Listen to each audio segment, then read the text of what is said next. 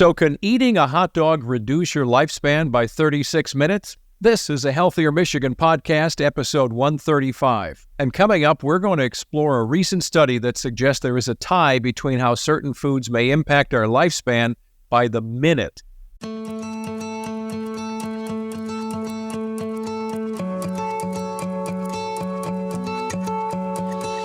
Welcome to a Healthier Michigan podcast. It's a podcast that's dedicated to navigating how we can all improve our health and well-being through small, healthy habits that we can all start implementing right now.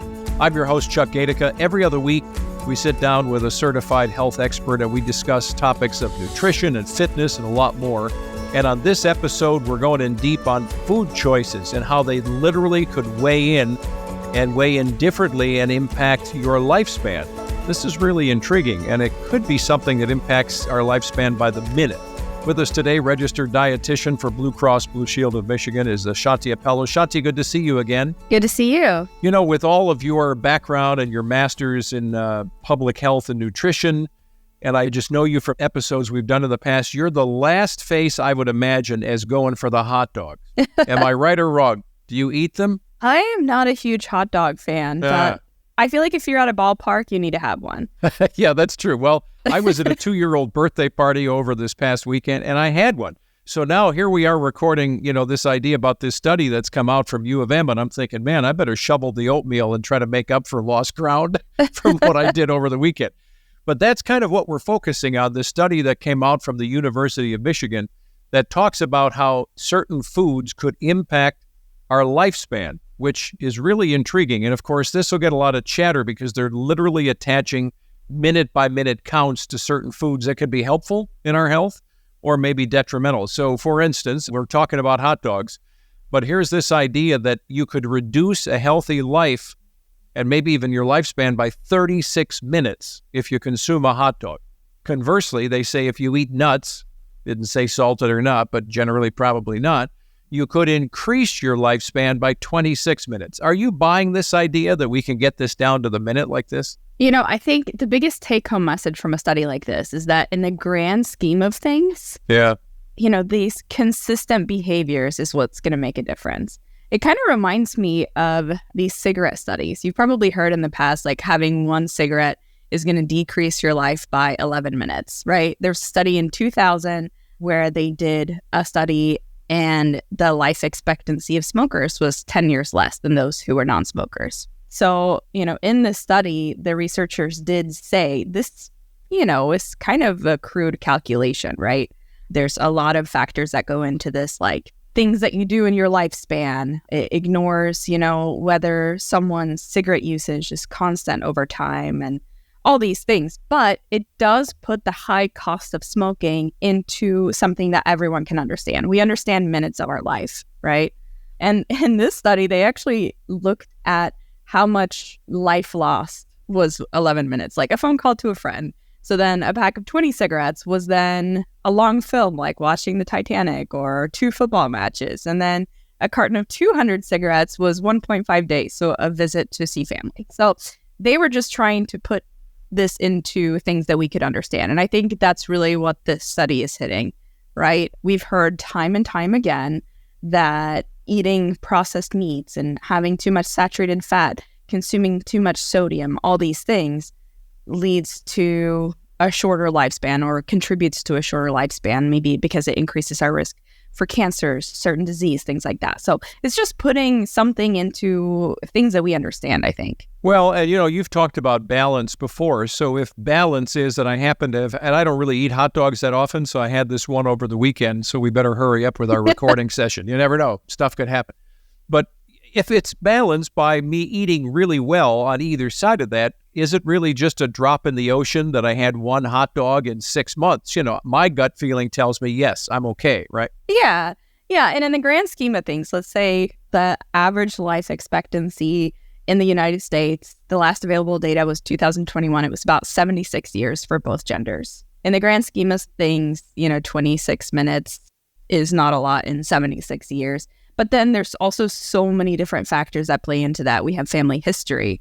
Genetics play a huge component into certain disease states. We also have so many different needs as individuals when it comes to different nutrients and how different nutrients affects us. And some of that's a mystery, right? So it's just so complicated. But I do like this idea of understanding that these small things, if you're consistently consuming hot dogs, like one a day for the rest of your life, that definitely is going to have a big impact. Yeah. And, it's funny. We've got a friend who is turning 99 years old. And I asked her several years ago, I said, so what's your secret? And she said, well, I don't know. I mean, I smoked half my life and I like having a diet pop every day. And so admittedly, she quit smoking, and for her, that you're talking over 40, 50 years ago. But DNA obviously must play into her life and other healthy regimens, right? So part of this is very contextual based on, are you stressed while you're eating processed foods? All that kind of stuff. So I do find this interesting, but generally the broad brush that I see from the study, like you're saying, avoid processed foods and meats when possible, but also increase that intake of the stuff you've talked about before, fruits and vegetables, legumes, some fish, that kind of stuff, right? Yeah, exactly. Because when it comes down to it, these behaviors that we do over time are going to make the biggest impact. I think as people, we like to see quick results. Let's just say you have an infection and it's a bacterial infection and you go to the doctor, you get an antibiotic, you take it for 10 days and it's cleared up. That's really nice, right? Right. But when it comes to just feeling better, when it comes to preventing disease and things like that, those take a little bit more time. And so that's what it's difficult to conceptualize. I think we've heard these recommendations, right, time and time again, like, oh, eat these fruits and vegetables, eat nuts and seeds, eat omega-3 in your fish, things like that. But I think what is really interesting about this study is that it puts it into actual measures that we can understand. So did you see other numbers attached to things outside of what I've referenced, nuts and hot dogs? Are you seeing other numbers that tell us, don't go there because it could detract a lot of time from your life? Well, so what was interesting about this study is that they actually looked at both how foods impact the human body, but also the environment. So they were looking at different indicators to measure, for example, how certain food choices impact global warming, climate change, things like that. So there's a little bit more to it, right? But in the grand scheme of things, they did look at things that impact human health. So for example, in the top category, it was red and processed meats. It's, ultra processed foods in general. And then on the flip side, on the green side of things, it was, legumes, nuts and seeds. But if we dive into the environmental piece of it too, a lot of these are consistent with each other. So things that they recommend us consuming less of, these red and processed meats, like hot dogs, is also not great for the environment. And there's a few different reasons for this. So, for example, to raise beef, we're using a lot of greenhouse gas emissions. It takes a lot of water use and it takes a lot of land use. So there's so many different ways in which how our food choices can influence the environment through those. So that, falls straight in line with those that impact human health. So in my mind, in your mind as a nutritionist, do you not have some kind of a line that divides the notion between red meat? I mean, if I get a good piece of meat, beef, or a bison burger or something, obviously there's environmental impact, but there's also environmental impact in me drinking almond milk because of all the water it takes to grow almonds, right? So there's always going to be that trade-off, but Isn't there a difference between a good piece of meat, if you're inclined to eat meat, versus processed meat? Isn't there a difference there? Yeah, so the ultra-processed meats certainly have other components to them that make them unhealthy. So you think of the nitrates and nitrites, you think of the sodium that's added to them versus something that's plain beef, right? So there's definitely something to that. I think whenever we think of, these changes, whether it's things that we want to cut down on or things that we want to include more, making them into these changes that we can kind of check off as a list is what's going to be the most helpful. Because if we decide, to run a marathon in one day or cut our calories in half, that's a huge change. So if we're looking at adding these foods to our lives, for example, we can say, okay, I'm going to have one serving of this extra per day, or I'm going to limit my processed food intake to twice a week, because that's something we can really divide out and think, okay, I've had my hot dog once this week, I can afford one more, right? Yeah. Well, the other thing I think about, and I guess it comes back to balance, this idea relative to the environment, is if you lean too hard into any one particular kind of food, you could also set yourself up for issues as healthy as the food sounds. For instance, what's the word for somebody who eats fish? Pescatarian, right? If you lean into eating fish all the time, you'd have to be a bit concerned. I mean, eating it 3 to 5 times a week. Are you getting food with mercury in it? Are you getting pesticides? What's your fish source, right? So it seems like this idea of balance and talking about the environment can be everything from getting fish out of a river to the quality of the soil and how farmers and all of us can be depleting that. And then we have to add chemicals and pesticides, So to me, this idea of being connected to the environment is a big question that has so many off-ramps, but they're all good to think about, right? It is, and it takes a lot of learning. And like you said, it just depends on your own diet and what you need to learn about that really applies to you.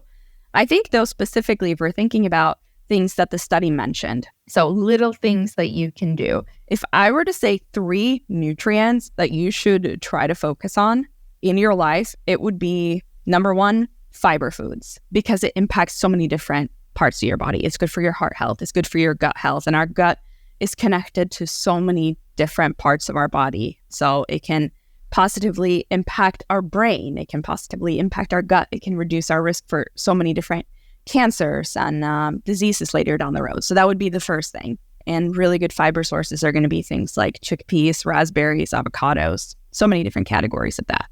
And then foods with omega-3s, because it is so important for brain health. So obviously we know fatty fish is rich in omega-3, but you can also get it from things like walnuts and flax seeds, things like that. And then the final one is going to be berries, because berries are so rich not only in that fiber, but also so many antioxidants that can be protective over time. So the 3 things: fiber, berries, omega-3. Well, and all of that is good stuff. And here we are. Our podcast episode is actually dropping a couple days after the 4th of July, so we get some barbecuing out of the way.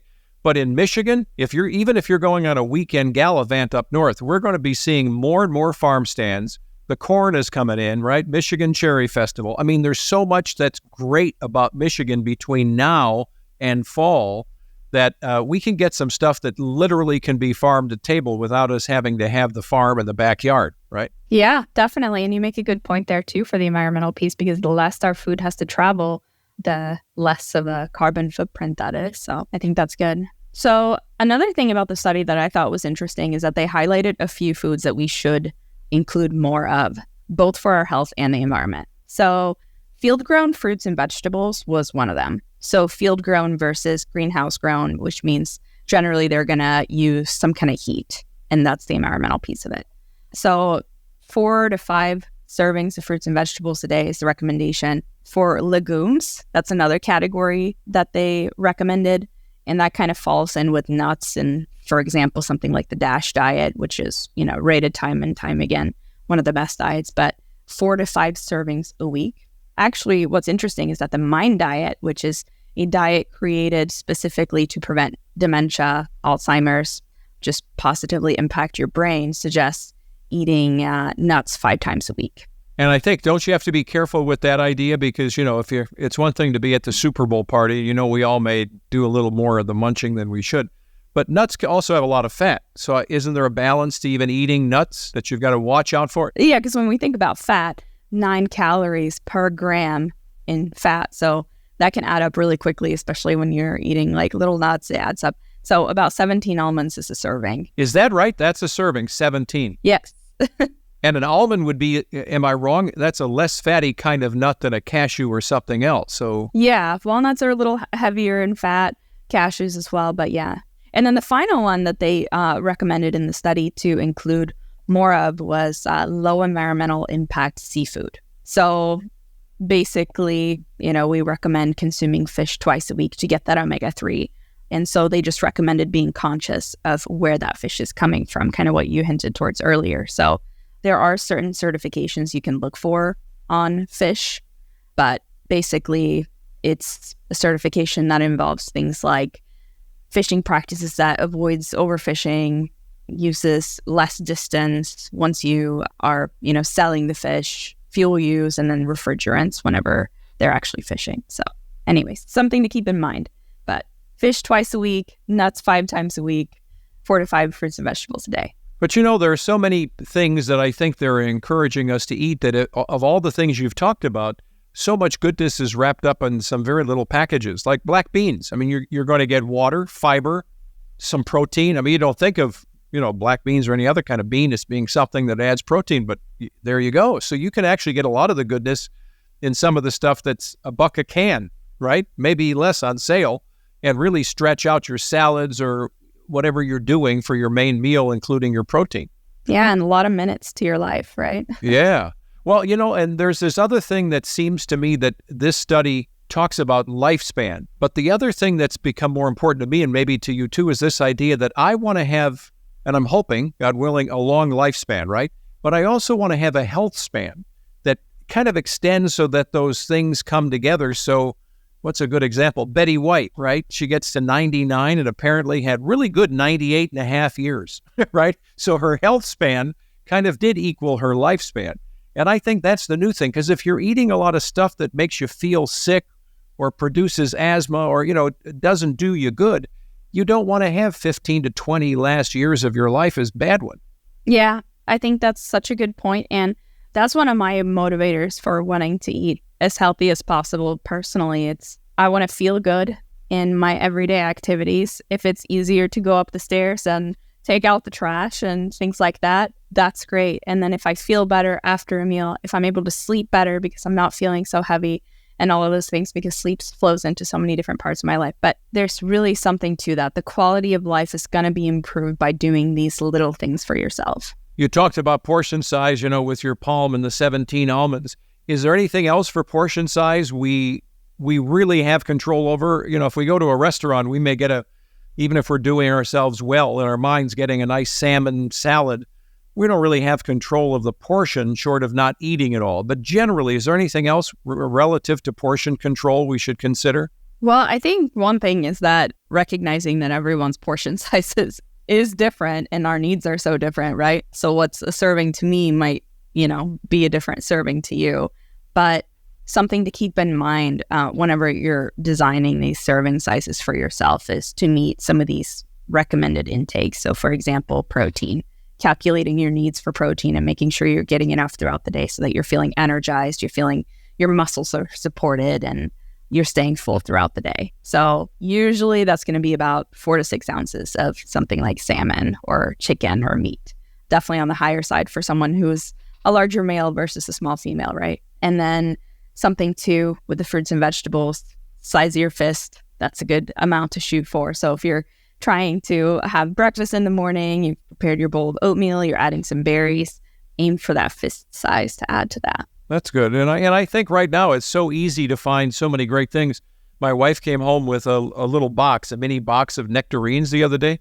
Just a huge home run. Just the best tasting stuff ever. And in the summer, yeah, I think that's a fun thing though too. Like if you're trying to incorporate more of these nutrients into your life to overall feel better and live longer, right, is making it fun, going to experiment, see if you like things. I love going to stores that have cultural foods that I haven't been exposed to before.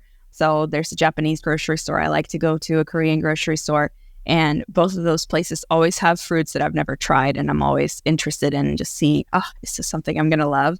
But, just find ways to make it fun for yourself. Yeah, I agree. And I've got my own, I think we talked about this last time or previous episode. I've started my own little container garden on the deck, and I've got more Bib lettuce. It's coming. And I've got cherry tomatoes, which are flowering, but I haven't gotten them yet.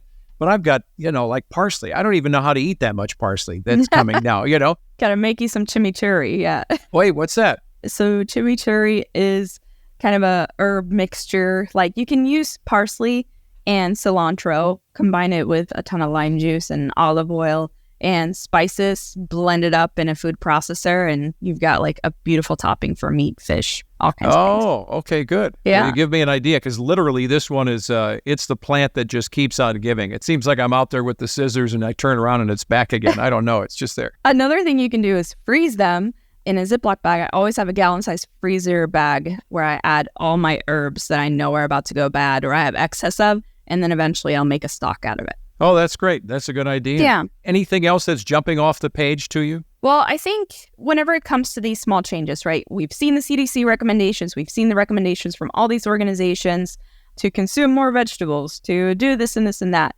So I think here is a reminder just to think about your why in all of this. Like you were saying, is it independence as you grow older? Is it, playing with your grandkids? Is it feeling better every day? Is it sleeping better? Just always check in on your why for these things and for the environment.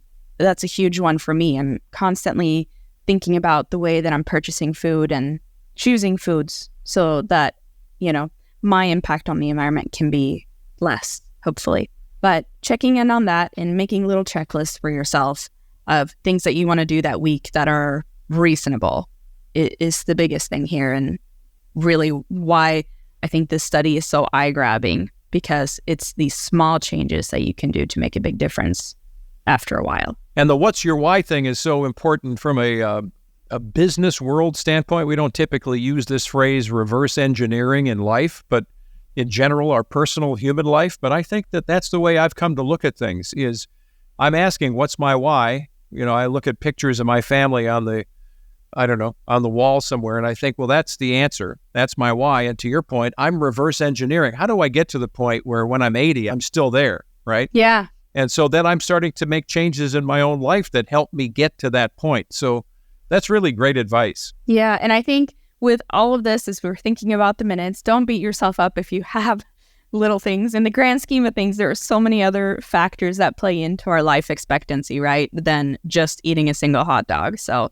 just keep that in mind. But it's the things that we do every day. Man, okay, this is great. Yeah, I'm just happy now because I did have one, and And I think for everyone who's listening too, we're all different age groups. So I think, as we're thinking about adding foods to our lives, subtracting foods for our lives, it doesn't matter when you start. You can always make a difference for the better. Sure, it's more beneficial to start the younger you are, but if you start something today, whether you're 30, 50, or 70, you can make a positive impact. Yeah, that's great. Any last tips as we wrap things up here? I think it's important to become better informed of your food. I think we kind of dug into a little bit of the environmental piece, but just do some research and figure out kind of your own footprint there. Well, it's good to see you. Thanks. Yeah, thanks so much. Shanthi Appelö is a registered dietitian for Blue Cross Blue Shield of Michigan. We're glad you're with us, and thanks for listening to a Healthier Michigan podcast. It's brought to you by Blue Cross Blue Shield of Michigan. If you like the show, you want to know more, jump online. You can check us out at ahealthiermichigan.org/podcast. You can always leave us a review or a rating at Apple Podcast or Spotify. You can follow us on social at Facebook and Instagram, Twitter, all the usual places. And you can get old episodes, new episodes to take with you on your summer gallivanting and beyond. Be sure to subscribe to us at Apple Podcast or Spotify or your favorite podcast app. I'm Chuck Gaidica. Be well.